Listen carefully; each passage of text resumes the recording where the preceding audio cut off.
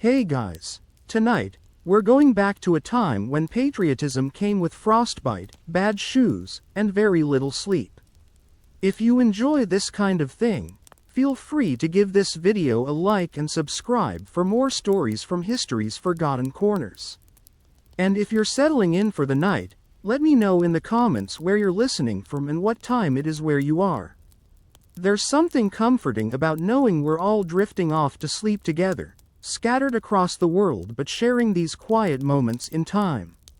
Now dim the lights, maybe turn on a fan for that soft hum, and let's drift back in time. You wake before dawn in a tent that smells like wet canvas and unwashed wool. The ground beneath your threadbare blanket is hard and cold, and you can feel every root and stone pressing into your hip and shoulder. Your breath comes out in small white puffs that disappear quickly in the frigid air of early February. Somewhere outside, you hear the soft crunch of boots on frozen mud and the low murmur of voices as the camp begins to stir. Your feet are numb inside your shoes. The leather cracked weeks ago, and you've stuffed the holes with bits of cloth torn from an old shirt, but the cold still seeps through. You wiggle your toes, trying to feel them, trying to get the blood moving again. The sensation that comes back is not warmth but a sharp, needle-like tingling that makes you wince. The man sleeping next to you, a farmer from Pennsylvania named Thomas, coughs in his sleep. It's a wet, rattling sound that's been getting worse for days. You've heard that sound before. You know where it leads. But there's nothing to be done about it. The surgeon ran out of medicine weeks ago, and anyway, there are too many sick men and not enough of anything to go around. You sit up slowly, your joints stiff and aching. Your back protests with a sharp pain that runs from your lower spine up to your shoulders. Sleeping on the ground for months will do that to a man. Your uniform, what's left of it, is damp with condensation and clings uncomfortably to your skin. The wool coat that was supposed to keep you warm has more holes than fabric now, and the sleeves are too short, leaving your wrists exposed to the bitter air. Outside the tent, you can hear Sergeant Morrison calling for the men to rouse themselves. His voice is hoarse and tired, lacking the sharp authority it once had. Everyone is tired now. Even the sergeants move like old men, though most of them are younger than 30.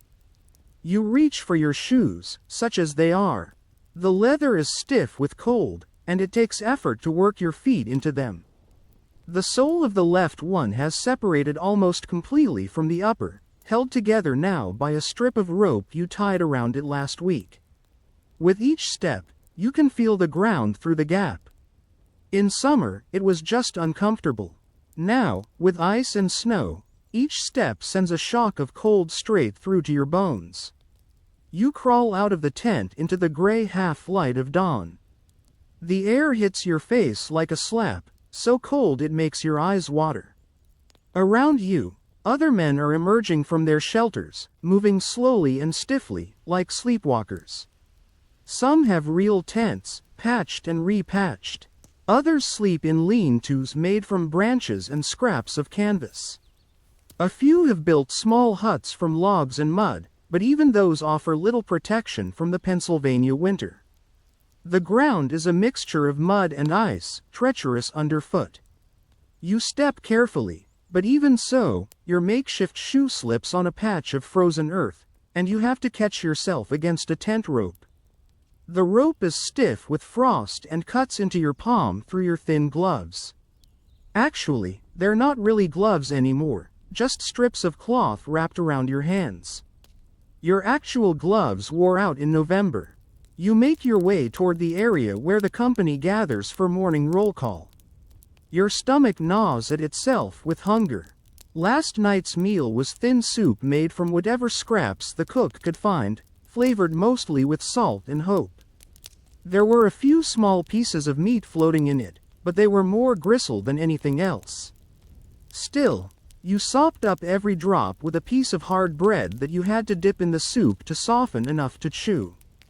The other men gather slowly around you, stamping their feet and blowing on their hands. Most look as bad as you feel. Faces are gaunt and gray, eyes sunken with exhaustion and poor nutrition. Beards are unkempt because there's no point in shaving when you can barely keep warm. Some men have wrapped their feet in rags because their shoes have completely fallen apart. Others wear coats that are more patches than original material. Sergeant Morrison appears, looking no better than the rest of you. His uniform was once blue, but now it's a faded gray-brown color, stained with mud and wear. He has a persistent cough that he tries to suppress during roll call, but it breaks through anyway, doubling him over sometimes with its force. He calls out names, and you respond when you hear yours. Your voice comes out as a croak at first, and you have to clear your throat and try again. The cold air has left your throat raw and scratchy. Several names get no response. Some men are too sick to leave their bedrolls. Others have simply disappeared in the night, walking away from this frozen misery to take their chances as deserters. After roll call, Morrison tells you that today will be spent working on the fortifications. Again, you've been digging earthworks and building walls for so long that your hands are permanently stained with dirt and clay. Your palms are covered with calluses that have cracked and bled in the cold. Every time you grip a shovel or pickaxe, the raw skin splits open again. But first, there's the matter of breakfast. You join the line of men shuffling toward the cook fires. The line moves slowly, and you stand there shifting your weight from foot to foot, trying to keep warm. The man in front of you, a young boy who lied about his age to enlist, sways slightly as he stands. His face has the gray pallor of someone who hasn't eaten a proper meal in weeks. When you finally reach the front of the line, the cook ladles a thin porridge into your wooden bowl. It's made from cornmeal, mostly, with some water and a tiny bit of salt. It's warm, which is something, but it tastes like nothing and leaves you feeling just as empty as before. You eat it anyway, scraping the bowl clean with a piece of stale bread. There's no coffee. There hasn't been coffee in over a month. Instead, there's a weak tea made from some kind of bark that tastes bitter and does nothing to warm you from the inside. You drink it anyway because it's hot liquid, and your body craves anything that might provide a moment's warmth. After breakfast, you collect your tools and make your way to the earthworks. The ground is frozen solid, making every stroke of the pickaxe ring like a bell and send jarring vibrations up your arms to your shoulders. Your hands, already raw and cracked, begin to bleed again within minutes. The thin cloth wrapped around them provides no cushioning against the rough wooden handles. You work steadily, methodically, because there's nothing else to do. The repetitive motion of swing, strike, scrape becomes almost meditative. Your breath comes out in steady puffs of white vapor. Sweat begins to form under your coat despite the cold, making your shirt cling damply to your back. Beside you, other men work in similar silence. There's not much conversation anymore. Everyone is too tired, too hungry, too cold to waste energy on words. Occasionally someone will grunt with effort or curse when they hit a particularly stubborn piece of frozen earth, but mostly there's just the sound of tools against ground and the harsh rhythm of breathing. Your stomach continues to gnaw at itself. The thin porridge from breakfast might as well have been nothing at all. You try not to think about food, but your mind keeps drifting to memories of meals from home. Your mother's bread, thick and warm with butter melting into it. Roast chicken with crispy skin and meat that fell off the bone. Apples from the orchard, sweet and crisp. The memories are so vivid they make your mouth water, which only makes the hunger worse. Around midday, word comes down that there will be a break for the noon meal. You set down your tools with relief and follow the other men back toward the cook fires. Your legs are unsteady after hours of hard labor on an empty stomach, and you have to concentrate on each step to avoid stumbling. The noon meal is more of the same thin soup from the night before, reheated and somehow even more watery than you remembered. There are rumors that a supply wagon might arrive later in the week, but there have been rumors like that for months. Most of the time, the wagons never come, or they arrive carrying supplies meant for other regiments, or they're intercepted by British patrols before they reach camp. You eat your soup slowly, trying to make it last, trying to trick your stomach into thinking it's getting more than it is. The liquid is warm going down, and for a few minutes, that warmth spreads through your chest. But it fades quickly, leaving you feeling just as cold and empty as before. After the meal, it's back to the earthworks. Your muscles have stiffened during the break, and the first few swings of the pickaxe send sharp pains through your shoulders and back. Your hands have started to bleed again where the calluses cracked, and soon the wooden handle is slick with blood and sweat. The afternoon stretches on endlessly.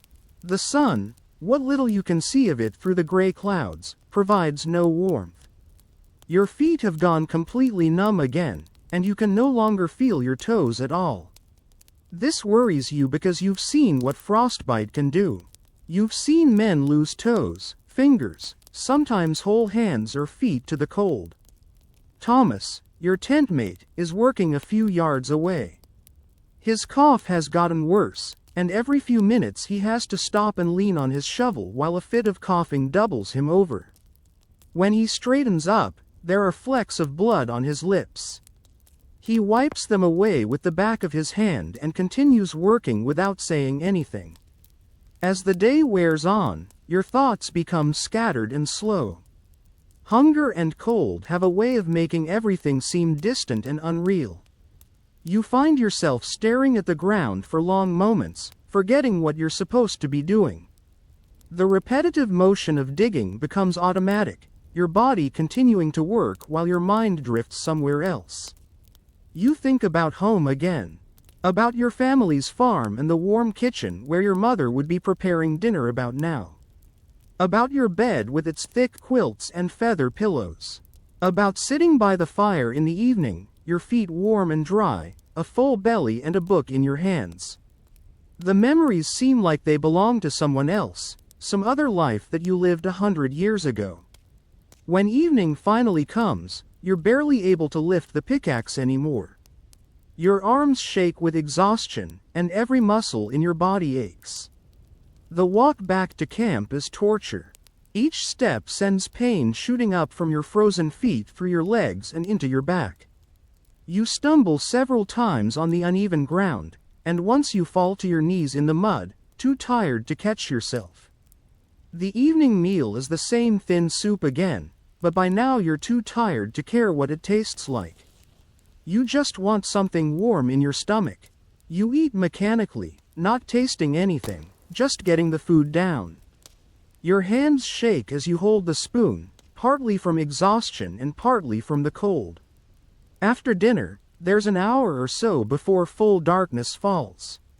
Some men try to write letters home by the dim light of the cook fires. Others sit in small groups, talking quietly or just staring into the flames. You find a spot near one of the fires and sit down heavily on a log that serves as a bench. The fire provides a small circle of warmth, but only on the side facing the flames. Your back remains cold, and you find yourself constantly shifting position, trying to warm different parts of your body. The wood burns poorly because it's damp, producing more smoke than heat, and your eyes water constantly. You pull out a piece of paper and a stub of pencil, thinking you might write to your family. But your hands are too cold and stiff to hold the pencil properly, and anyway, what would you tell them? That you're cold and hungry and tired? That you haven't had a proper meal in weeks? That half the men in your company are sick with fever or dysentery? That you spend your days digging in frozen ground and your nights shivering in a damp tent? Instead, you just sit there, watching the fire and listening to the quiet conversations around you. Someone is talking about his wife and how she'll be putting the children to bed about now. Another man mentions that it's his son's birthday this week, but he has no way to send a gift or even a letter. The sadness in their voices is harder to bear than the cold. As full darkness falls, the fire begins to die down. There's not enough wood to keep it burning all night, and anyway, you need to save what fuel you have for cooking. One by one, the men begin to drift away toward their shelters. You sit there until the last possible moment, reluctant to leave even the small warmth of the dying embers. Finally, you can put it off no longer. You stand up stiffly and make your way back to your tent. Thomas is already there, wrapped in his blanket and coughing intermittently. The sound echoes oddly in the small space. You can hear similar sounds from other tents around you. The whole camp sounds like a hospital ward. You remove your shoes carefully, trying not to look at your feet. You can smell them even in the cold air, a sour odor of infection and rot. When you do glance down, you can see that several of your toes have turned a grayish color that you try not to think about too much. There's nothing you can do about it anyway. You wrap your blanket around yourself and lie down on the hard ground. The cold seeps up through the thin material immediately, and you begin to shiver.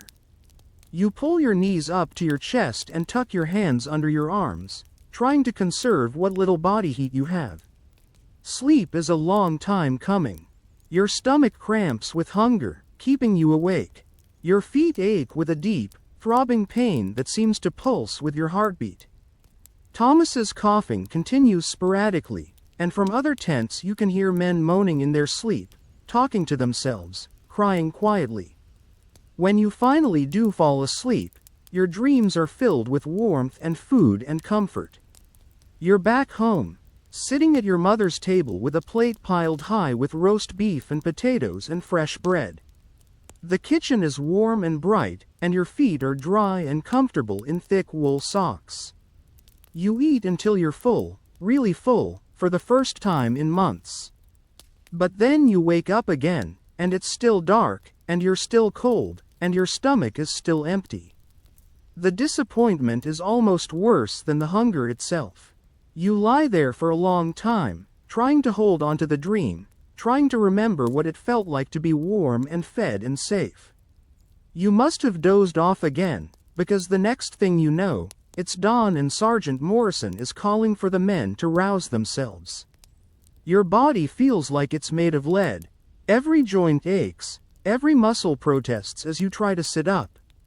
Your throat is raw and scratchy, and when you cough, it sends sharp pains through your chest. Thomas is worse this morning. His breathing is shallow and rapid, and his face has a grayish pallor that you recognize. He tries to sit up when he hears the sergeant's call, but he can barely lift his head. You help him as much as you can, but you're not much stronger than he is. The routine begins again. Roll call, where two more names get no response. Breakfast, which is the same thin porridge as yesterday, maybe even thinner. The line for food seems shorter today because more men are too sick to stand. You eat your meager portion and try not to think about how little substance it provides. Then it's back to the earthworks, back to the endless cycle of swing and strike and scrape. Your hands, which had started to scab over during the night, crack open again with the first few swings. The blood makes the handle slippery, and you have to grip it even tighter, which only makes the cuts worse. The weather has gotten colder overnight, if that's possible. Your breath freezes almost as soon as it leaves your mouth, forming ice crystals on your beard and the cloth wrapped around your face. Your feet are completely numb now, just blocks of wood at the end of your legs. You can't feel the ground at all, which makes it hard to keep your balance. Mid-morning brings news that lifts everyone's spirits momentarily. A courier has arrived with word that supply wagons are on their way. Real food, warm clothing, maybe even some medicine for the sick. The news spreads through the work crews like wildfire, and for a few minutes, there's actually some conversation and even a little laughter. But as the day wears on and no wagons appear, the momentary hope fades back into the familiar gray despair. You've heard this story too many times before. The wagons are delayed, or they've been attacked by British raiders, or they never existed in the first place. Hope has become a luxury you can't afford. Your work becomes even more mechanical as the day progresses. Swing, strike, scrape. Swing, strike, scrape. Your mind goes blank, focusing only on the simple repetition of movement. It's easier that way. When you think too much, you start to wonder why you're here, what you're fighting for, whether any of it matters. Those thoughts lead nowhere good. Around you, other men work in similar trances. The only sounds are the ring of tools against frozen earth and the harsh rasp of labored breathing. Someone has started a work song, but his voice cracks and fades after a few lines. No one has the energy to join in anyway. Your lunch is delayed because there isn't enough firewood to keep the cooking fires going. When the meal finally comes, it's cold soup that has started to congeal into an unappetizing gray mass.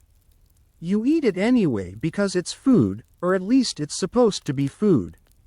It sits heavy and cold in your stomach, providing no warmth or satisfaction. The afternoon seems to last forever. Your vision starts to blur from exhaustion and malnutrition. Several times you find yourself swaying on your feet, and you have to lean on your shovel to keep from falling over. The other men look just as bad. Some have already collapsed and been carried back to camp by their friends. Thomas didn't make it to the worksite at all today. When you left the tent this morning, he was burning with fever and could barely open his eyes. There's nothing you can do for him except hope that he's still alive when you get back tonight. As evening approaches, you're barely able to stand. Every step back to camp is an effort of will. Your legs feel like they might give out at any moment, and you have to stop frequently to rest. The other men around you are in similar condition, stumbling along like the walking dead. The evening meal is more of the same watery soup, but this time there's even less of it. The cook apologizes as he ladles the meager portion into your bowl, but there's simply not enough food to go around. You drink the thin liquid quickly, before it can get cold, and try to convince yourself that you feel a little warmer afterward. There's no firewood for an evening fire tonight. The men gather in small groups anyway, huddling together for warmth and talking quietly. The conversations are different now, more subdued. No one talks about victory or glory or the cause of freedom. Instead, they talk about home, about families, about the possibility of desertion. You listen to the conversations without really participating. You're too tired to contribute much, and anyway, what is there to say? Everyone knows how bad things are. Everyone is thinking the same thoughts about whether they can endure much more of this. When you finally make it back to your tent, you find Thomas unconscious and burning with fever. His breathing is so shallow you have to put your ear to his chest to make sure he's still alive. There's nothing you can do for him except cover him with your spare blanket and hope for the best. You lie down on the frozen ground and pull your remaining blanket around yourself. The cold is so intense now that your whole body is shaking uncontrollably. Your teeth chatter so hard that you can't clench your jaw to stop them. Sleep seems impossible, but somehow your exhausted body finally gives in to unconsciousness. Your dreams are chaotic and disturbing. You're running through snow, but your feet are so frozen you can't feel the ground. You're trying to dig a hole, but the earth is hard as stone and your hands are bleeding. You're searching for food, but every cupboard and storehouse is empty. You wake several times during the night, shivering and disoriented. Each time, it takes you a few moments to remember where you were and why you're so cold and miserable. Thomas's breathing has gotten even more labored, and occasionally he makes small moaning sounds in his delirium. Morning comes too soon and not soon enough. You feel like you haven't slept at all, but you're grateful that the long night is finally over. Getting up is harder than ever. Your joints have stiffened during the night, and it takes several minutes before you can straighten your back enough to stand upright. Thomas doesn't respond to the sergeant's call. When you shake his shoulder gently, his skin feels hot and dry under your hand. His eyes flutter open briefly, but they don't seem to focus on anything. You know he won't be working today, or probably ever again. Roll call is shorter today because there are fewer men able to answer. The sergeant doesn't comment on the missing names anymore. Everyone knows what's happening. Disease and malnutrition are doing what the British Army hasn't been able to accomplish. Breakfast is thinner than ever, more water than food. You drink it quickly and try not to think about how little nourishment it provides. Your stomach has stopped growling constantly now, which is almost worse than the hunger pangs. It means your body is starting to give up, to shut down non-essential functions to conserve what little energy remains. The walk to the worksite is becoming a daily ordeal. Your legs shake with each step, and you have to rest frequently. Several men don't make it at all, collapsing along the way and having to be helped back to camp. You wonder how much longer you can keep this up. The work itself has become a kind of meditation on suffering. Each swing of the pickaxe sends pain shooting through your shoulders and back. Your hands are more blood than skin now, wrapped in filthy rags that do nothing to cushion the impact. But you continue anyway, because stopping means thinking, and thinking leads to despair. The ground is even harder today, frozen solid by another night of bitter cold. The pickaxe barely chips the surface, and progress is measured in inches rather than feet. You wonder what the point is anymore. The earthworks you're building seem inadequate against the enemy, and besides, half your regiment probably won't survive the winter anyway. Around midday, word comes that the supply wagons have been delayed again. This time, the excuse is bad weather making the roads impassable. No one reacts to the news anymore. You've all heard it too many times to feel anything but resignation. Your lunch consists of hot water with a few scraps of something floating in it. The cook calls it soup, but it's really just dirty water with a vaguely meaty smell. You drink it anyway because it's warm and wet, and your body needs any liquid it can get. The afternoon passes in a haze of exhaustion and cold. You find yourself staring at the ground for long minutes, forgetting what you're supposed to be doing. Your pickaxe feels impossibly heavy, and each swing requires tremendous effort.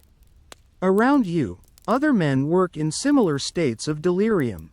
One of the younger soldiers, a boy who can't be more than 16, collapses while you're watching. He simply crumples to the ground and doesn't get up. Two other men help carry him back to camp, but you can tell by their faces that they don't expect him to recover. As evening approaches, you can barely lift your tools. Your vision is blurry, and everything seems to be happening at a great distance. The walk back to camp is a nightmare of stumbling steps and frequent rests. You're not sure how you make it back at all. The evening meal is delayed because there isn't enough firewood to heat the water properly. When it finally comes, it's lukewarm and even thinner than usual. You drink it mechanically, without tasting it, just trying to get some liquid into your system. There's no gathering around fires tonight because there are no fires. The wood ran out completely, and the men who were supposed to gather more were too weak to venture far from camp. You sit with a few other soldiers in a small group, huddled together for warmth and talking in whispers. The conversation is about desertion. Not whether it's right or wrong, but how to do it without getting caught. Some men have family they can reach if they can get away from camp. Others are planning to try to make it to British lines and surrender. The talk is matter of fact, without shame or guilt. Everyone understands that staying means dying. You don't participate in the planning, but you don't condemn it either. You're too tired to have strong feelings about anything anymore. The abstract concepts of duty and honor and patriotism seem meaningless when your body is shutting down from cold and starvation. When you finally drag yourself back to your tent, Thomas is gone. Not dead, just gone. His blanket and few possessions are missing too. He must have gathered enough strength to walk away during the day. You feel a mixture of relief and envy. At least he had the courage to save himself. You lie down alone in the tent and wrap both blankets around yourself. Even with the extra covering, you can't stop shivering.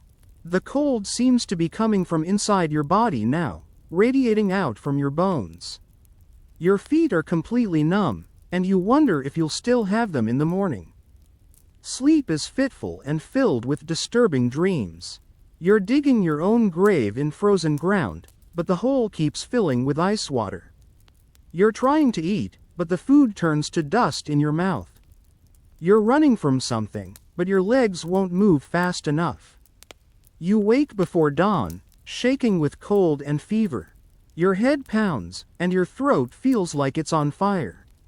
When you try to sit up, the tent spins around you, and you have to lie back down until the dizziness passes. You recognize the symptoms. The same sickness that took Thomas is starting to take you. The sergeant's call for roll seems to come from very far away. You try to respond, but your voice comes out as a whisper. Eventually, you manage to crawl out of the tent, but standing up is almost impossible. Everything around you seems to be moving and shifting, and you have to hold onto the tent rope to keep from falling. Roll call is a pathetic affair. Only about half the men are present, and most of those look like they're barely alive. The sergeant himself looks terrible, his face gray and drawn, his voice barely audible.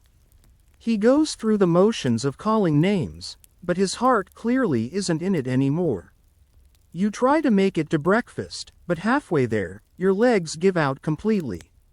You sink to your knees in the mud and can't get back up.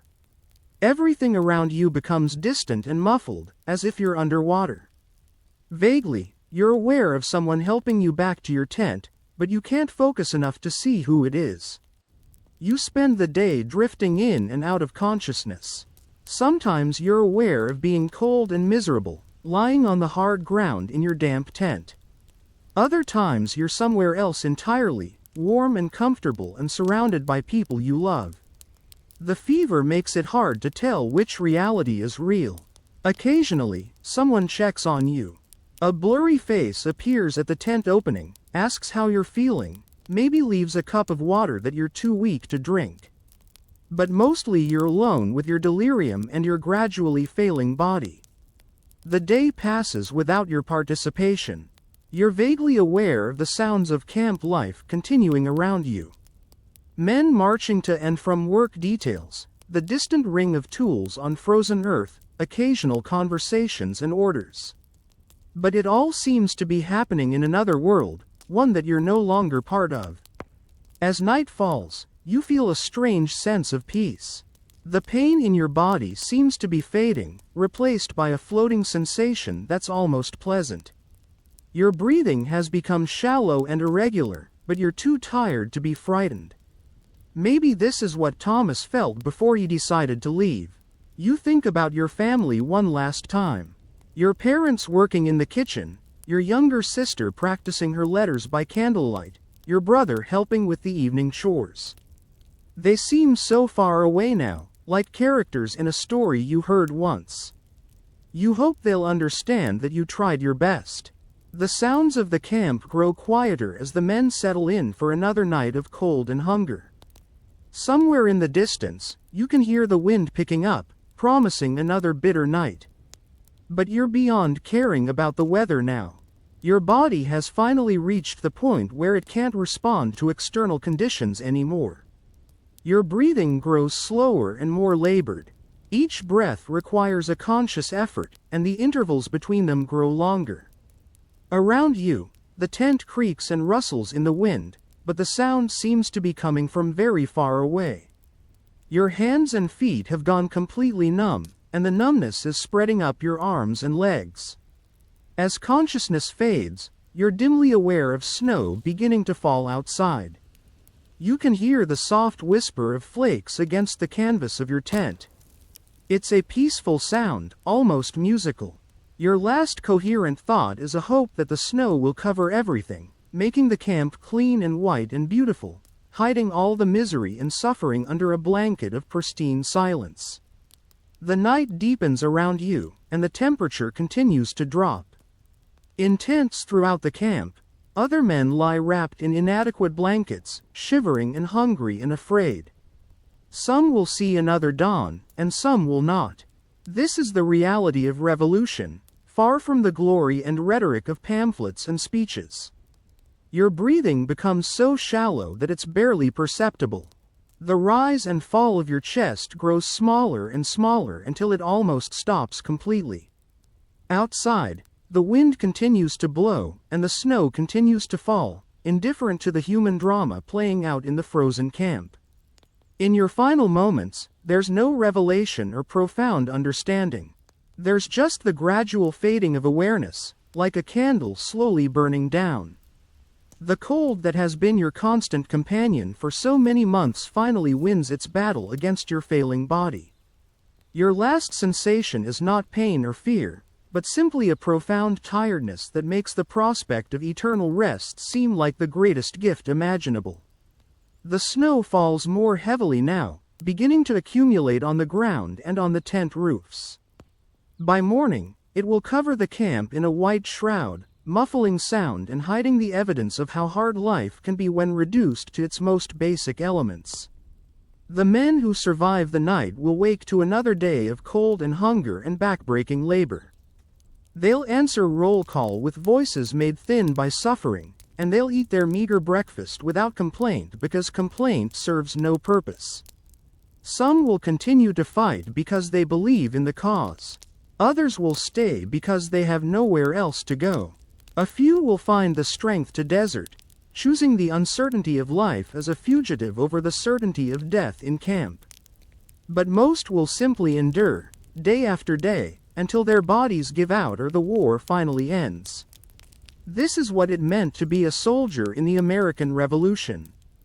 Not the heroic figure of paintings and monuments, but a human being pushed beyond the limits of endurance by circumstances beyond his control. Cold, hungry, sick, and afraid, but somehow still capable of getting up each morning and facing another day of suffering in service of an idea that seemed increasingly abstract as the physical reality of war ground on. The wind howls through the camp, rattling tent ropes and sending snow swirling through the air. In the distance, a drum beats slowly, marking the hours of the night watch. The sound is muffled by the storm, barely audible above the wind, but it continues steadily, a reminder that life goes on even in the darkest circumstances. Some of the surviving soldiers manage to sleep despite the cold, their exhausted bodies finally surrendering to unconsciousness. Others lie awake, listening to the storm and thinking about home, about families they may never see again, about the choices that brought them to this frozen hell. A few whisper prayers, asking for strength to survive another day or for forgiveness for considering desertion. The camp settles into the relative quiet of deep night. The only sounds are the wind, the creaking of tent poles under the weight of accumulating snow, and the occasional cough or moan from men too sick to sleep peacefully. It's a scene that will be repeated countless times throughout that brutal winter, as the Continental Army slowly bleeds away its strength in camps like this one. Morning will come eventually, gray and cold and unforgiving. The survivors will crawl out of their shelters and face another day of the same routine that has ground them down for months. They'll eat their thin gruel and march to their work assignments and try not to think about how many of their friends didn't make it through the night. But that's still hours away. For now, there's only the storm and the darkness and the gradual accumulation of snow that will make tomorrow's work even harder than today's. The wind continues to blow, carrying with it the promise of more cold, more suffering, more of the grinding daily reality that was the true cost of America's fight for independence. In the medical tent, such as it is, the surgeon sleeps fitfully on a pile of straw. He has no medicine left, no bandages worth the name, no way to help the steady stream of sick and dying men who are brought to him each day. He's learned to conserve his energy because there's nothing he can do anyway except watch strong young men waste away from diseases that proper food and warmth could prevent. The office's quarters are only slightly warmer than the enlisted men's tents. Even the commanders are feeling the effects of the prolonged deprivation, though their meals are still more substantial and their clothing somewhat better. They know that their army is dissolving around them, that each day brings news of more desertions and more deaths from sickness and exposure. But they also know that this is what revolution looks like when stripped of its romantic rhetoric. It's not glorious charges or stirring speeches, but the slow attrition of human endurance against impossible odds. The snow continues to fall throughout the night, adding to the burden that the surviving men will face when dawn comes. Each flake that settles on the camp is another small weight added to the crushing load of misery that defines their existence. By morning, the paths between tents will be treacherous with ice, and the work of digging earthworks will be even more backbreaking than usual. In one tent, a man named Samuel lies awake listening to his tent mate's labored breathing. Samuel knows that sound well by now. He's heard it from a dozen other men over the past few months, and he knows it means his friend probably won't see another sunset. The knowledge sits heavy in his chest, adding to the weight of all the other losses he's witnessed. Samuel's own body is failing too, though more slowly. His gums bleed when he tries to eat the hard bread that serves as their main food. His hair has started to fall out in patches, and his skin has taken on the gray pallor that marks men who are slowly starving. But he's still strong enough to work, still capable of answering roll call and lifting a pickaxe, so he's one of the lucky ones. He thinks about the letter he's been trying to write to his wife for the past 3 weeks. The paper sits in his knapsack, blank except for the date and, "My dearest Mary," at the top. He can't find words to describe what his life has become without frightening her or lying to her.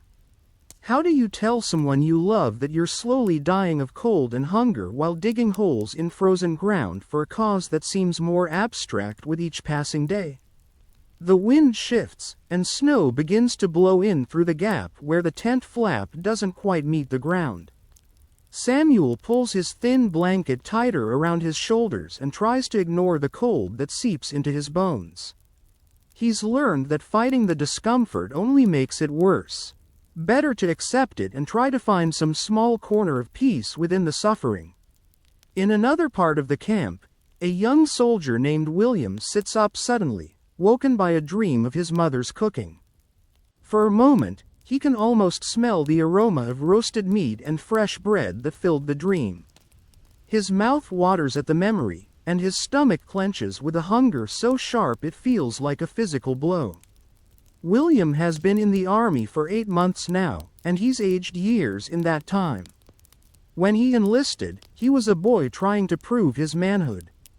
Now he's an old man trapped in a young body, hollow-eyed and gaunt, with knowledge of suffering that no 18-year-old should possess.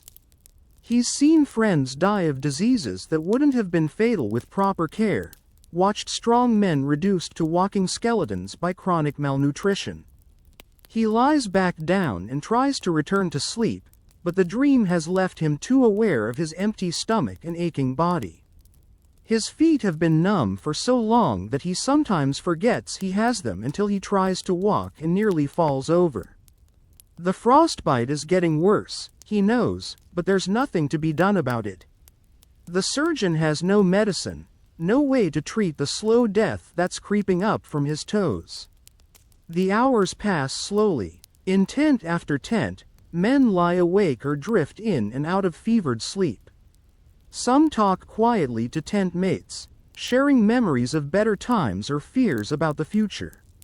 Others maintain the silence that has become their default state, too tired and too hopeless for conversation. Somewhere in the darkness, a man begins to pray aloud. His voice is barely a whisper, but in the stillness of the night, it carries to the nearby tents. He's praying for strength to endure another day, for his family back home, for the souls of the friends he's lost. Other men join in silently, moving their lips without sound, each addressing whatever deity they hope might still be listening. The prayer fades away, and the camp returns to its muffled quiet. Only the wind and the soft whisper of falling snow break the silence. It's a sound that would be peaceful in other circumstances, but here it's ominous, promising more hardship when morning comes. As the night deepens, the temperature continues to drop. Men pull their inadequate blankets tighter and try to generate warmth by shivering, but the effort just exhausts them further. Some have given up trying to stay warm and simply lie still, conserving energy for the ordeal that will begin with dawn. In the medical tent, the surgeon stirs restlessly in his sleep. His dreams are filled with the faces of men he couldn't save, patients who died because he lacked the most basic supplies. He's a good doctor, trained at the finest medical school in Philadelphia, but all his knowledge is useless without medicine, without clean bandages, without proper food to help his patients recover their strength. He wakes briefly and listens to the wind howling outside. He knows that tomorrow will bring more sick men, more cases he can't treat, more young lives that will slip away for want of things that should be readily available. The weight of his helplessness sits on his chest like a stone, making it hard to breathe. The officers in their slightly better quarters are having their own struggles with the night. They know the condition of their men, know that the army is dissolving around them through desertion and death. They've sent countless letters requesting supplies, reinforcements, anything that might keep their remaining soldiers alive long enough to continue fighting. Most of their letters go unanswered, lost in the chaos of a war being fought on a shoestring budget by a government that barely exists. Captain Morrison, the company commander, lies awake calculating how many men he'll have fit for duty when morning comes. The numbers are grim. He started the winter with over 200 men under his command. Now he's down to perhaps 60 who can still work, and many of those are barely hanging on. At this rate, his company will cease to exist long before spring arrives. He thinks about the orders he received last week, directing him to maintain the fortifications and keep his men ready for potential enemy action.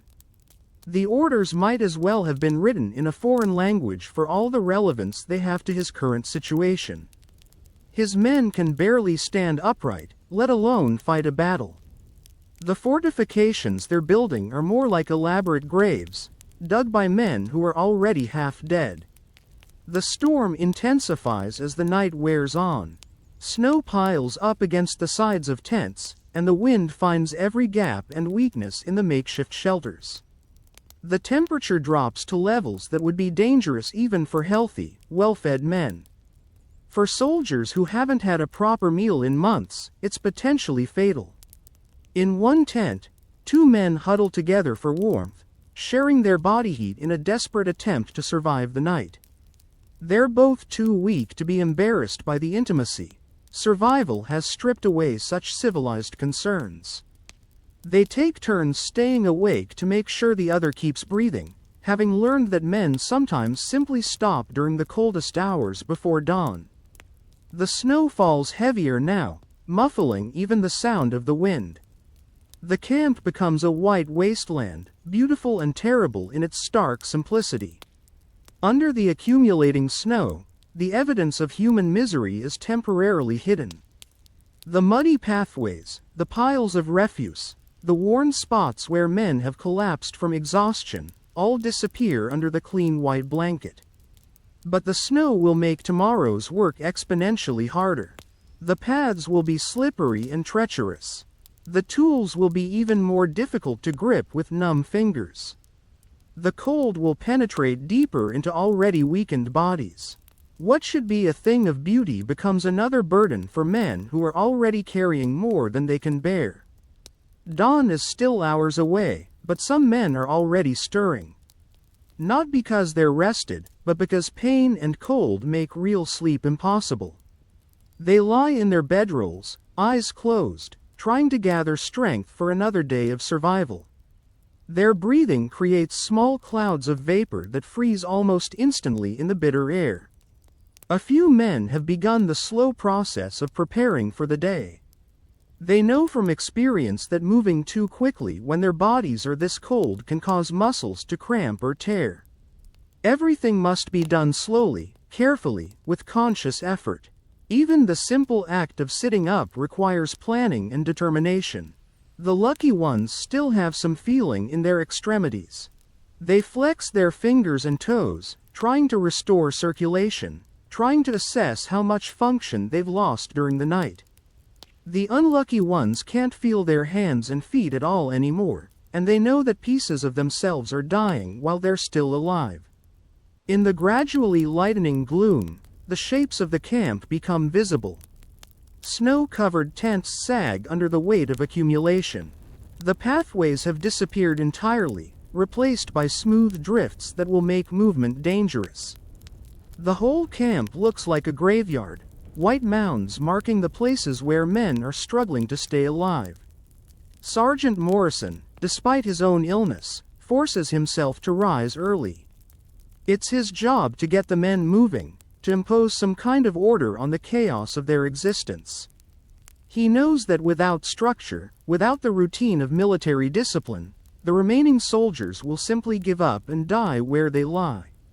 He emerges from his tent into the gray pre-dawn light and surveys the scene before him.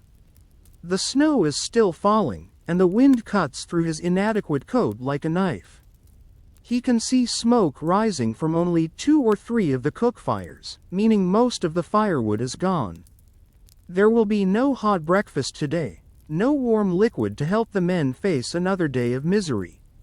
Morrison begins his rounds, moving slowly from tent to tent, checking on his men.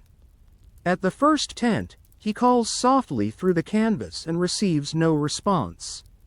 He lifts the flap and peers inside to find both occupants still and silent under their blankets. He doesn't need to check for pulse or breathing to know that they won't be answering roll call. At the next tent, one man is conscious but burning with fever. His tent mate tries to help him sit up, but the effort leaves both of them gasping with exhaustion.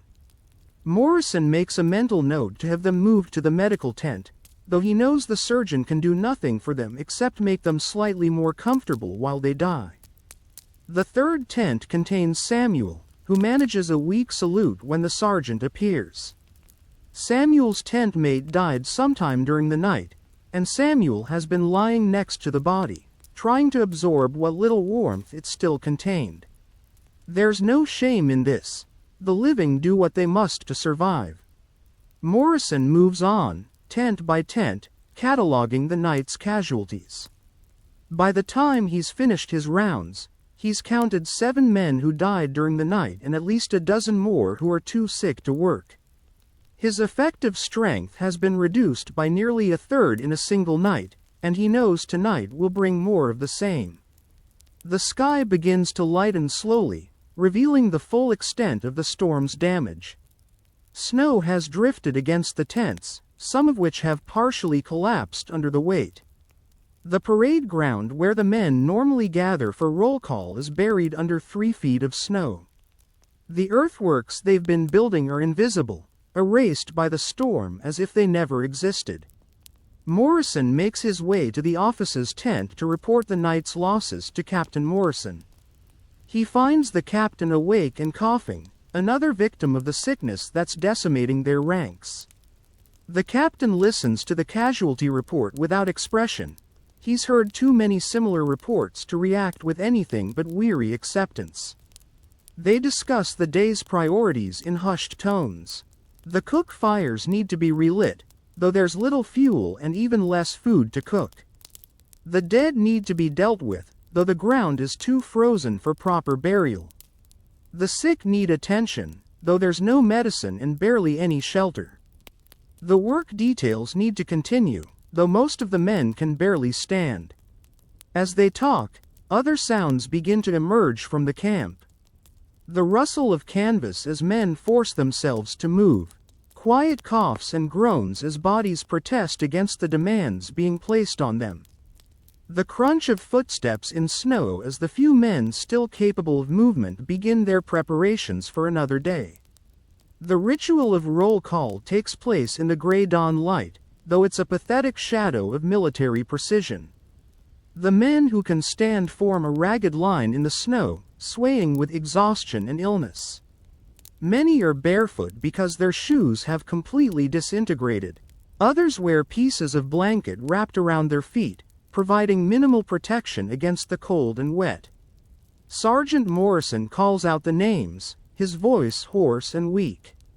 The responses come back in whispers and croaks from men whose vocal cords are damaged by cold and disease.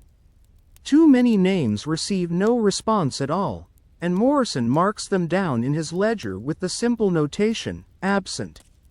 When roll call is finished, the sergeant dismisses the men to whatever breakfast can be managed. The cook fires are struggling to stay lit in the wind and snow, and the few remaining cooks are trying to make something edible from their dwindling supplies. The result is a thin gruel made from whatever scraps they can find, heated over smoky fires that provide little warmth. The men line up for their meager meal, moving slowly and carefully through the snow. Some slip and fall, too weak to maintain their balance on the treacherous footing. Others lean heavily on tent mates or improvised walking sticks, their strength barely adequate to keep them upright. When your turn comes, the cook ladles a small portion of the watery gruel into your wooden bowl. It's barely warm and tastes like nothing, but it's liquid and it's food, and your body needs both desperately. You eat it quickly, before it can cool completely, and try to convince yourself that you feel stronger afterward. But you don't feel stronger. If anything, the effort of standing in line and eating has exhausted you further. Your legs shake as you make your way back toward your tent, and you have to stop several times to rest. The cold seems to be coming from inside you now, radiating out from your core despite the thin warmth of the gruel in your stomach. The work details are announced, but fewer men respond than yesterday. Some are too sick to work, others have died during the night, and a few have simply vanished, choosing desertion over another day of suffering. Those who remain able to work gather their tools and prepare for another day of backbreaking labor in impossible conditions. The tools are buried under snow and ice, making them even more difficult to handle than usual. The wooden handles are slippery with frost, and metal surfaces are so cold they burn the skin on contact. Men wrap their hands in whatever cloth they can find, but the protection is minimal and quickly becomes soaked with melted snow. The march to the worksite is treacherous. The familiar paths are buried under snow, and men stumble through drifts that sometimes reach their knees. The effort of walking through the deep snow exhausts some men before they even reach their destination. A few collapse along the way and have to be helped back to camp by their comrades. When you finally reach the earthworks, you find that the storm has undone weeks of labor. The careful walls and trenches you've been building are filled with snow and ice, invisible under the white surface. You'll have to dig them out before you can continue the work of building fortifications that seem increasingly pointless. You begin the slow process of clearing snow with your shovel, but the tool feels impossibly heavy in your weakened hands. Each shovelful requires tremendous effort, and you have to rest frequently to catch your breath. Around you, other men work with similar painful slowness, their movements those of old men, though most are still young. The snow continues to fall as you work, replacing what you've cleared almost as quickly as you can remove it. It's like trying to empty the ocean with a bucket, an exercise in futility that seems designed to break whatever spirit you have left.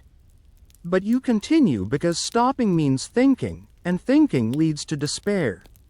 Your hands begin to bleed again where the calluses have cracked in the cold. The blood freezes on your fingers, creating a sticky mess that makes gripping the shovel even more difficult. You wrap strips of cloth around your hands, but they quickly become stiff with frozen blood and provide little relief. Midday brings no break in the weather and no relief from the work. There's no hot meal because there's no dry wood for the fires and no food worth cooking anyway. Instead, you're given a piece of hardtack bread that's more ice than grain and a cup of melted snow that passes for water.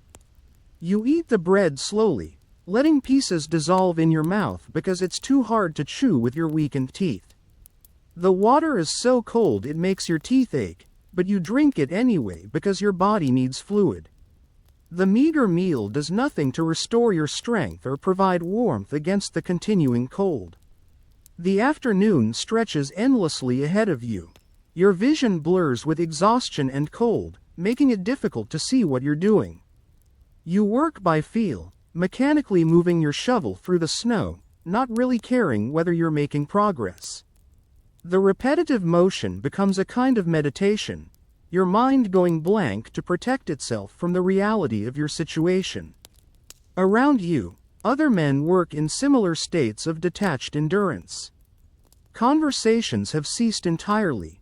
No one has energy to waste on words.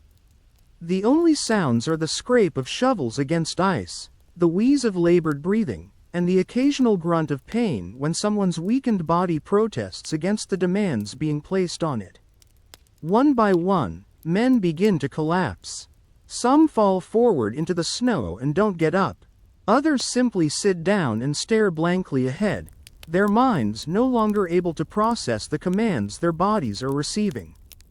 The stronger men help where they can, but everyone is operating on the edge of complete breakdown. As the short winter day begins to fade, word comes to abandon the work and return to camp. The walk back is even more difficult than the morning's journey, as the continued snowfall has made the paths even more treacherous. You stumble repeatedly, falling to your knees in the deep snow, each time requiring more effort to stand up again. By the time you reach camp, you're barely conscious.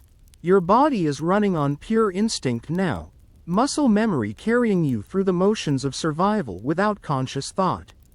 You collapse into your tent and lie there shivering, too exhausted to remove your wet clothes or try to get warm.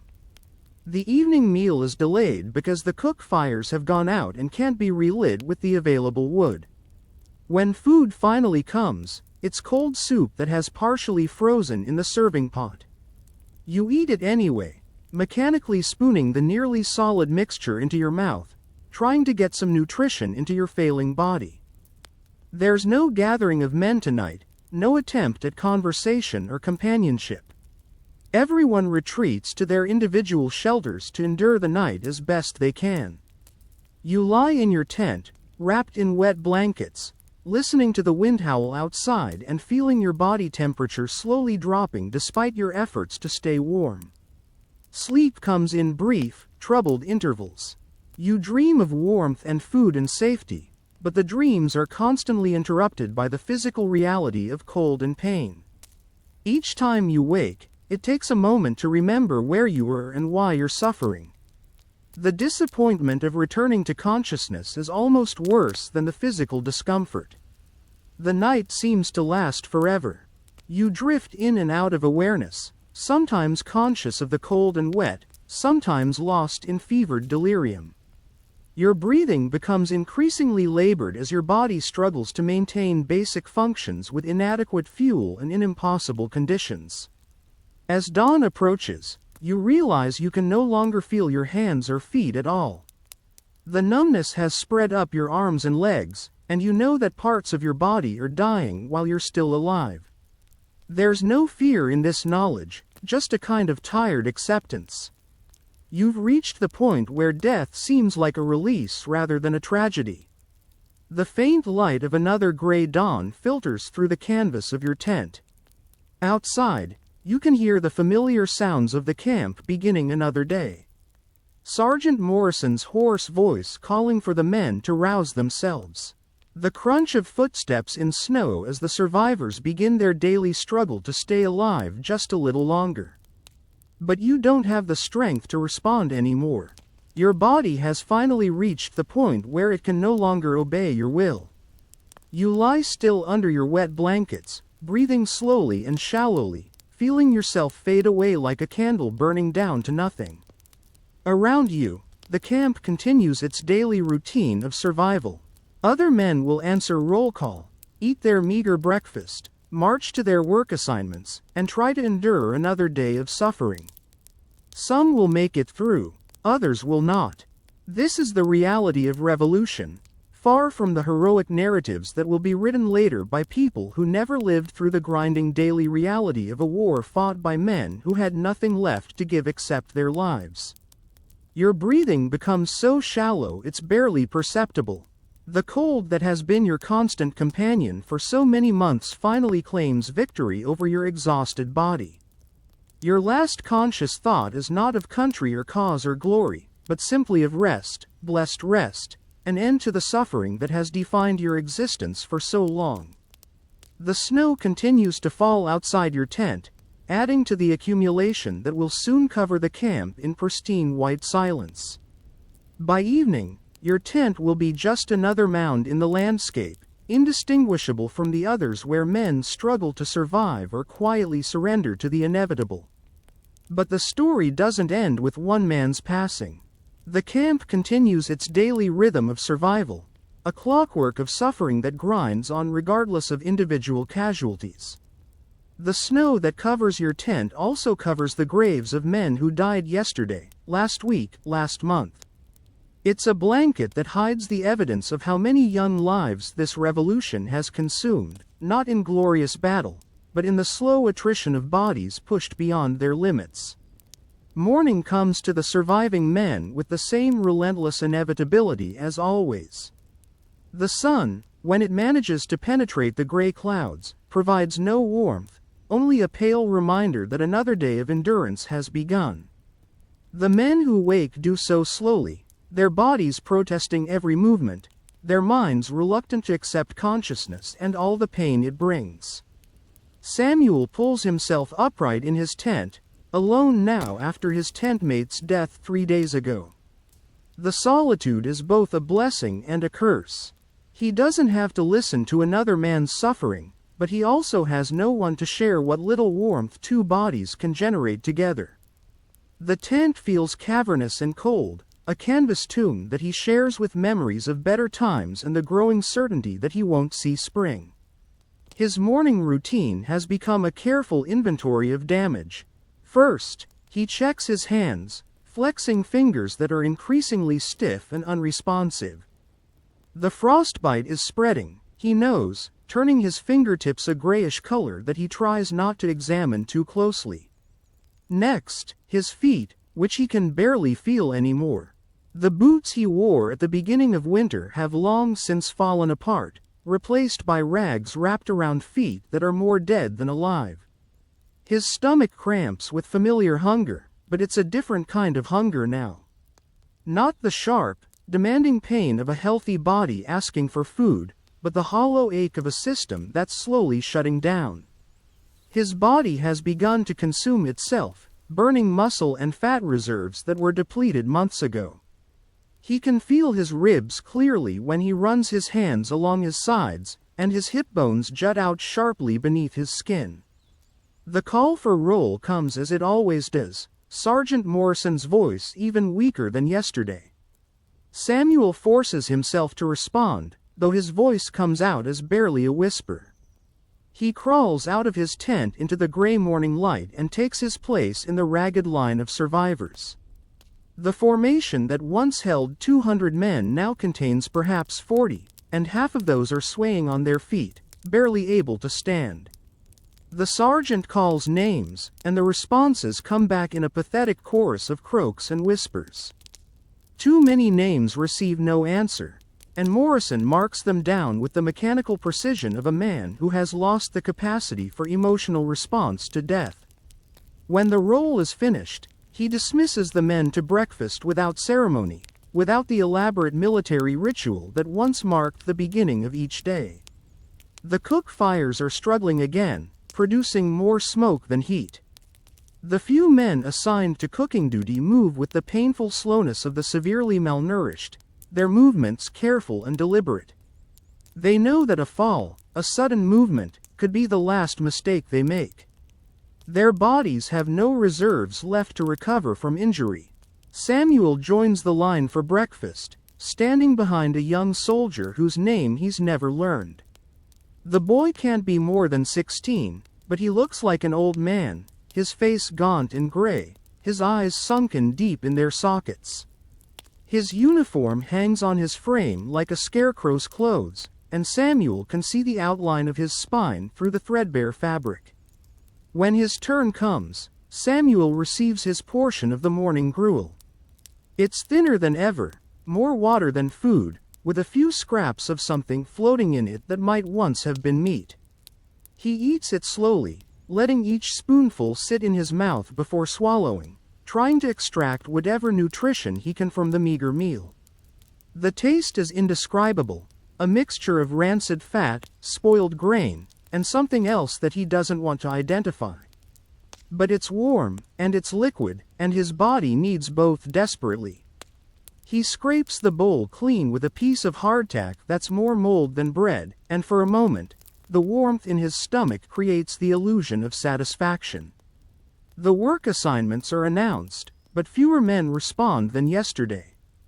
The earthworks still need to be maintained, the trenches still need to be dug, but the labor force is dwindling daily. Samuel finds himself assigned to firewood detail, a job that was once considered easy but now requires superhuman effort from men who barely have the strength to walk. The forest around the camp has been stripped bare of deadfall and easily accessible wood. Now the men must venture farther from camp, into areas where the trees are still standing but too large and solid for their weakened bodies to handle effectively. Samuel joins a group of 5 other men, all of them moving with the careful, measured steps of people who know they're operating at the very edge of their physical capabilities. The walk to the tree line is treacherous. The snow has created a false surface that sometimes holds their weight and sometimes doesn't, sending men plunging knee-deep into hidden holes and crevices. Each step requires conscious effort, and Samuel finds himself breathing heavily after only a few minutes of walking. The other men are in similar condition, stopping frequently to rest and catch their breath. When they finally reach the trees, the real work begins. The wood they need is frozen solid, and their tools are barely adequate for the job. The axes they carry are dull and poorly maintained, and the saws are missing teeth. But these are the tools they have, and they must make do with them or return to camp empty-handed. Samuel swings his axe at a dead branch, and the impact sends jarring vibrations up his arms to his shoulders. His weakened muscles protest the shock, and he nearly drops the tool. He adjusts his grip and tries again, but each swing is weaker than the last. Around him, other men work with similar futility, their efforts producing more exhaustion than firewood. The cold makes everything worse. The metal tools are so cold they burn skin on contact, and the men's hands are too numb to grip them effectively. They work in shifts, warming their hands against their bodies between attempts, but the brief respite does little to restore feeling to their frozen fingers. After an hour of work, they've managed to collect a pitiful pile of branches and twigs. It's not nearly enough to keep the cook fires burning for more than a few hours, but it's all they can manage. The effort of gathering even this small amount has exhausted them completely, and the walk back to camp looms ahead like an insurmountable challenge. Samuel helps load the wood onto a makeshift sled, one of the few pieces of equipment that hasn't fallen apart or been lost. The sled itself is barely holding together, its runners cracked and its rope bindings frayed. But it's better than trying to carry the wood by hand, and they secure their meager harvest as best they can. The return journey is even more difficult than the outbound trip. The sled catches on every obstacle, and the men have to stop frequently to free it from snowdrifts and fallen logs. Samuel's legs shake with exhaustion, and he has to lean heavily on the sled's rope just to stay upright. The other men are in similar condition, gasping with effort and stopping to rest every few yards. When they finally reach camp, they're greeted by the sight of more tents collapsed under the weight of snow. The camp is shrinking daily, not just from death and desertion but from the simple inability to maintain the basic structures of military life. The parade ground is invisible under the snow, and the neat rows of tents have become irregular clusters of survivors huddled together for warmth. Samuel helps unload the firewood and carry it to the cook area. The cooks receive it with the weary gratitude of men who know it's not enough but are thankful for any fuel at all. They begin to portion it out carefully, calculating how to make it last as long as possible while still providing some heat for cooking. The noon meal is delayed because there isn't enough wood to get the fires burning properly. When food finally comes, it's the same thin soup as always, but this time it's barely warm. Samuel drinks it quickly, before it can cool completely, and tries to ignore the fact that he can feel no warmth spreading through his body afterward. His internal temperature has dropped so low that the meager heat of the soup makes no difference. The afternoon brings news that should be encouraging but instead feels like another burden. A courier has arrived with word that supply wagons are approaching, expected to reach camp within the week. The men who hear this news respond with the flat indifference of people who have heard such promises too many times before. Hope has become a luxury they can't afford. Samuel spends the afternoon huddled in his tent, trying to conserve what little energy he has left. The physical work of the morning has drained him completely, and he knows he needs to rest if he wants to survive another day. But rest is relative when you're lying on frozen ground in wet clothes with no source of heat. He tries to write in the journal he's been attempting to keep, but his hands shake too badly to hold the pencil steady. The words come out as illegible scrawls, and anyway, he can't think of anything worth recording. What would he write about? Another day of suffering? Another friend dead? Another meal that wasn't really a meal? The entries would all be the same, variations on the theme of slow death by exposure and starvation. Instead, he closes his eyes and tries to remember warmth. His family's kitchen on a winter evening, the fire crackling in the hearth, his mother's voice as she prepared dinner. The memories are so vivid they're almost painful, a reminder of everything he's lost and might never experience again. He tries to hold onto them, to use them as a shield against the cold reality of his situation, but they fade as quickly as they come. The tent flap rustles in the wind, and snow blows in through the gaps where the canvas doesn't quite meet the ground. Samuel pulls his blanket tighter around his shoulders, but the gesture is futile. The blanket is wet from condensation and provides no insulation. If anything, it makes him colder by holding the moisture against his skin. He can hear sounds from other tents around him. Coughing, moaning, the occasional quiet conversation between men who still have tent mates. The sounds are muffled by the snow and wind, creating an eerie atmosphere of isolation even in the midst of the camp. Each man is alone with his suffering, surrounded by others who are equally alone with theirs. As afternoon fades into evening, Samuel faces another decision that has become routine. Should he try to make it to the evening meal, or should he conserve his energy and skip food altogether? The walk to the cook fires requires more effort than he might have to spare, and the food itself provides so little nutrition that the energy expenditure might exceed the benefit. He decides to make the attempt, partly because his body needs any liquid it can get and partly because movement might help him stay warm. He crawls out of his tent and stands slowly, his joints protesting every movement. The camp around him is quieter than usual, with fewer men moving between the tents. Some are too sick to leave their shelters, others have simply given up the pretense of normal activity.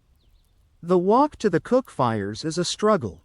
Samuel has to stop 3 times to rest, leaning against tent poles and supply crates while he catches his breath. His legs feel like they might give out at any moment, and his vision blurs with the effort of staying upright. Other men pass him, moving with the same painful slowness, all of them focused on the simple task of putting one foot in front of the other. The cook fires are barely burning, producing more smoke than heat. The cooks themselves look like walking corpses, their faces gaunt and their movements mechanical. They ladle out portions of soup with the resigned efficiency of men who know they're administering last rites rather than providing sustenance. Samuel receives his portion and finds a place to sit on a log that serves as a bench. The soup is cold by the time he starts eating it, a thin liquid with a few scraps of something floating in it. He eats slowly, mechanically, not tasting anything but focusing on the simple act of getting the liquid into his stomach. Around him, other men eat in similar silence, too tired and too hopeless for conversation. When he finishes, Samuel sits for a few more minutes, trying to gather the energy for the walk back to his tent. The effort of coming to the cook fires has exhausted him, and he's not sure he can make it back without collapsing. The other men around him seem to be having similar struggles, sitting motionless on their makeshift benches, staring into the smoking fires without seeing anything. Finally, he forces himself to stand and begin the journey back to his tent. The walk that took him 5 minutes that morning now takes 15, with frequent stops to rest and catch his breath. His legs shake with each step, and he has to use tent ropes and supply crates to steady himself. Other men are making similar struggles, all of them moving like sleepwalkers through the snow-covered camp. When he finally reaches his tent, Samuel collapses onto his bedroll without removing his wet clothes. He's too tired to care about comfort or warmth, and anyway, his dry clothes are just as inadequate as his wet ones. He pulls his blanket over himself and lies still, listening to his heart beating and his lungs working, aware of each breath as a small victory against the forces trying to shut his body down. Sleep comes in fragments, broken by cold and discomfort and the sounds of other men suffering around him.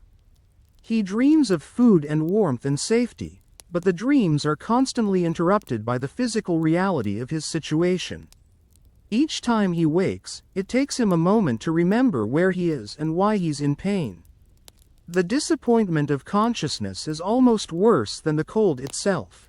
The night passes slowly, marked by the gradual accumulation of snow on his tent and the steady deterioration of his body temperature. He can no longer feel his feet at all, and the numbness is spreading up his legs. His hands are equally numb, and he has to concentrate to make his fingers move.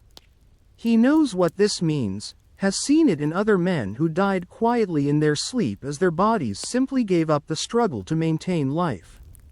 But morning comes anyway, as it always does, gray and cold and unforgiving. Samuel wakes to the sound of Sergeant Morrison calling for roll, though the sergeant's voice is barely audible now, weakened by the same forces that are killing his men. Samuel tries to respond, but his voice comes out as a whisper that he's not sure anyone can hear. He makes the effort to crawl out of his tent and take his place in what remains of the formation. The line is shorter today, only about 30 men still able to stand. The others are either dead, too sick to move, or have finally given up the pretense of military discipline. Samuel sways on his feet, using the man next to him for support, and tries to focus on the sergeant's words. The roll call is a formality now, a ritual that provides the illusion of order in the chaos of their dissolution. Morrison calls out names, and fewer men respond than yesterday. Some names are marked absent, others are simply crossed off the list as the sergeant acknowledges their deaths. When the roll is finished, Morrison dismisses the men to breakfast without ceremony, his voice flat and emotionless. Samuel joins the line for food, though he's not sure he can eat anything. His stomach has shrunk to the point where even the thin gruel they serve is difficult to digest. But his body needs liquid, and the warm soup, such as it is, provides the only heat he's likely to get during the day. He stands in line, swaying slightly, and tries to conserve his energy for the simple act of eating. The cook who serves him looks almost as bad as he feels. The man's face is gray and drawn, his eyes sunken deep in their sockets. His hands shake as he ladles the soup, and Samuel notices that his fingertips are black with frostbite. The cook doesn't speak, just nods slightly as he hands over the bowl, a gesture of mutual acknowledgement between two men who are both dying slowly. Samuel finds a place to sit and eats his soup mechanically, not tasting it but focusing on the warmth it provides, however briefly. The liquid is thin and tasteless, but it's hot, and for a few minutes, he can feel warmth spreading through his chest. The sensation doesn't last long, but it's enough to remind him that he's still alive, still capable of feeling something other than cold and pain. The work assignments are announced, but Samuel doesn't respond. He knows he doesn't have the strength for another wood-gathering expedition, and anyway, there are barely enough men left to fill the essential duties. The camp is operating on a skeleton crew now, with only the most critical tasks being performed. The elaborate military routines that once structured their days have been abandoned in favor of simple survival. Instead of working, Samuel spends the day in his tent, trying to conserve what little energy he has left. He lies on his bedroll, wrapped in his wet blanket, and tries to stay warm through sheer force of will. His body is shutting down gradually, systems failing one by one as malnutrition and exposure take their toll. He can feel it happening, the slow withdrawal of life from his extremities toward his core. He thinks about his family, about the farm where he grew up, about the life he had before the war. The memories seem like they belong to someone else, some other person who lived in a world where food was abundant and warmth was taken for granted. He wonders if his family knows what's happening to him, if they can imagine the reality of his situation. Probably not, he thinks. How could they? How could anyone who hasn't lived through this understand what it's like to die slowly of cold and hunger while fighting for an abstract idea of freedom? The day passes without incident, which is both a blessing and a curse. No one dies in his immediate vicinity, but no help arrives either. The supply wagons that were supposed to be approaching remain absent, and the men continue their slow decline toward death. Samuel drifts in and out of consciousness, sometimes aware of the cold and pain, sometimes lost in fevered dreams of better times. Evening comes with its familiar routine of meager food and early darkness. Samuel makes the effort to crawl to the cook fires, more for the brief warmth than for the food itself. The soup is even thinner than usual, and he suspects the cooks are diluting it with melted snow to make it stretch further. He drinks it anyway, grateful for any liquid his body can absorb. The night that follows is the longest yet. Samuel's body temperature drops so low that he can no longer shiver effectively. His breathing becomes shallow and irregular, and he has to concentrate on each breath to make sure it comes. Around him, he can hear similar sounds from other tents, the labored breathing of men whose bodies are failing in the same way his is. He knows he probably won't see another dawn, and the knowledge brings a strange sense of peace. The struggle will be over soon, the pain will end, and he'll finally be able to rest. He thinks about the letter he never finished writing to his family, the words he never found to describe his experience. Maybe it's better that way, he thinks. Maybe some things are better left unsaid. His breathing grows slower and more labored as the night progresses. Each breath requires conscious effort, and the intervals between them grow longer. The cold that has been his constant companion for so many months finally wins its battle against his failing body. His last coherent thought is a hope that the war will end soon, that other men won't have to endure what he has endured. But the war continues, and other men do endure it. Samuel's death is noted in Sergeant Morrison's daily report, another name crossed off the roster, another casualty of the revolution that's consuming an entire generation of young men. His tent is searched for anything useful, but there's nothing left to salvage. Even his blanket is too worn and wet to be of use to anyone else. The camp wakes to another gray morning, another day of survival against impossible odds. The men who remain continue their daily routines, not because they believe in victory anymore but because they've forgotten how to do anything else. Roll call, breakfast, work details, the endless cycle of suffering that has become their normal existence. New recruits arrive occasionally, young men filled with patriotic fervor and dreams of glory. They're shocked by what they find, by the reality of the revolution they've come to join. Some desert immediately, unwilling to face the grinding misery of life in the Continental Army. Others stay, and slowly, inevitably, they begin their own journey toward the same fate that claimed Samuel and Thomas and countless others. The earthworks continue to be built, slowly and painfully, by men who can barely stand. The trenches are dug deeper, the walls built higher, all in preparation for battles that may never come. The work provides structure and purpose, even if both seem increasingly meaningless as the men who do the work grow weaker and fewer. Supply wagons arrive sporadically, bringing food and clothing that are always too little and too late. The men who survive to receive these supplies are grateful for any improvement in their condition, but they know it's temporary. The next shortage is always just around the corner, the next crisis of supply and demand that will push them back to the edge of survival. Officers come and go, some trying to maintain discipline and morale, others simply going through the motions of command. They face the same basic challenges as their men, though their circumstances are slightly better. They have marginally more food, slightly warmer clothing, and the theoretical authority to make decisions that might improve conditions. But the reality is that they're as powerless as anyone else against the fundamental problems of supply and logistics that plague the army. The seasons change, bringing different challenges but the same underlying struggle for survival. Summer brings relief from the cold but introduces new problems of disease and spoiled food. Autumn brings the knowledge that another winter is coming, another season of suffering that will test the limits of human endurance. Some men desert during these transitions, unable to face another cycle of deprivation and death. Those who remain develop a kind of grim camaraderie, bonds forged in shared suffering that are stronger than any peacetime friendship.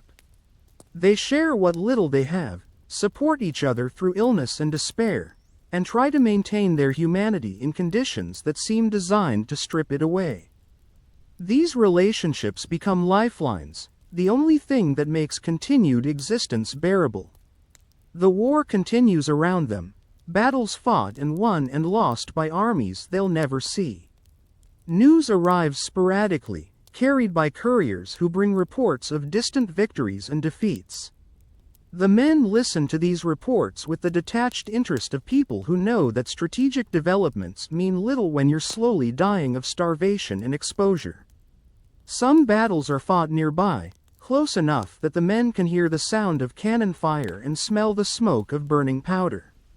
But they're rarely called upon to participate, their role being to maintain the earthworks and guard the supply lines rather than engage in direct combat. This is both a blessing and a curse, sparing them the immediate danger of battle but also denying them the sense of purpose that comes from direct action against the enemy. The men who survive long enough begin to show the permanent effects of their ordeal.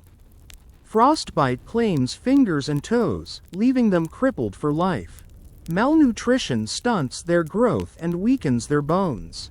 Diseases leave them with chronic conditions that will plague them for whatever years they have left.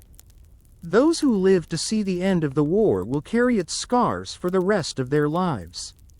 But they do survive, some of them. Against all odds, despite conditions that should have killed them, a few men endure long enough to see the war's end. They return to their homes as different people than when they left, aged beyond their years and marked by experiences that few civilians can understand. They carry with them memories of friends who died in frozen tents, of hunger so severe it drove men to madness, of cold so intense it killed as surely as any bullet. The histories that are written later will focus on the battles and the heroes, the dramatic moments of victory and defeat that make for compelling narratives. But the real story of the revolution is the story of men like Samuel and Thomas, ordinary people who endured extraordinary suffering in service of an idea they only dimly understood. Their sacrifice was not glorious or dramatic, but it was real, and it was enormous. The camp continues its existence long after the war ends, a monument to human endurance and the price of freedom. The earthworks they built still stand, slowly eroding under the influence of weather and time. The graves of the men who died there are mostly unmarked, their names forgotten except in the yellowed pages of muster rolls and casualty reports. But their story continues, told in the quiet moments when the wind blows through the empty camp and the snow falls on the abandoned trenches. It's a story of suffering and sacrifice, of men who gave everything they had for a cause that consumed them. It's a story that reminds us that freedom is never free, that every liberty we enjoy was paid for with the blood and suffering of people who believed it was worth the price. The sun sets on another day in the camp, painting the snow-covered landscape in shades of gold and pink. The beauty of the scene stands in stark contrast to the human misery it contains, a reminder that nature is indifferent to human suffering. The wind picks up, blowing snow across the abandoned earthworks, slowly erasing the evidence of the work that cost so many lives. In the distance, a drum beats slowly, marking the end of another day of survival. The sound echoes across the empty camp, a funeral dirge for the men who died there and a lullaby for those who still struggle to live. The drumbeat fades into the wind, leaving only the sound of snow falling and the whisper of time passing over the forgotten graves of forgotten heroes. The story ends as it began, with cold and hunger and the simple struggle to survive another day. There are no grand conclusions, no moral lessons neatly wrapped up for easy consumption.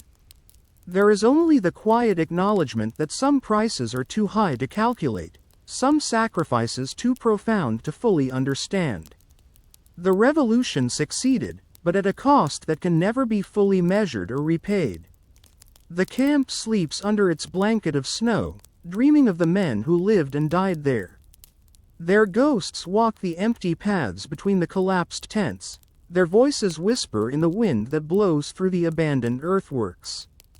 They are the true heroes of the revolution, not because they won great battles or made stirring speeches, but because they endured when endurance seemed impossible and gave their lives for a future they would never see. The wind continues to blow, carrying with it the echoes of their sacrifice. The snow continues to fall, covering their graves and their memories. But their story remains, a testament to the human capacity for suffering and the price of the freedom we too often take for granted. In the quiet moments between the wind and the snow, you can still hear them calling, still feel their presence in the cold air, still remember what it truly meant to be a soldier in the American Revolution.